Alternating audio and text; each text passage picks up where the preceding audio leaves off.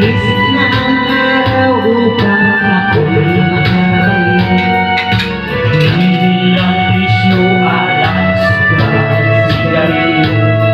Upang makaipon, magtitiis na lang ako. Napakasakit, Kuya Eddie, ang sinabi ng aking buhay. Napakasakit, Kuya Eddie, sabihin mo kung ano ang gagawin. Ay, motor-motor.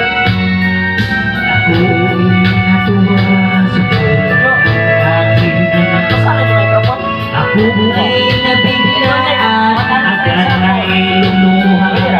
Kumata doon. Ika'y umuwi, Ay, para, tinawagay ba? galing ulan sana. Pero nga, Inay ay may ibang nagtataksin sa'yo, ama. kapag Jesus, Napakasakit, Kuya Eddie, ang sinabi nag-johan ka dyan. buhay. Napakasakit, Yan, nandyan, dinugay. Kuya Eddie, sabihin mo kung ano ang gagawin. Ito ka na. Ako ay umulan, dumating. Dalawa kong anak sa malayo na galing. Sabay ay! Huwag na mula halos nagkapit na.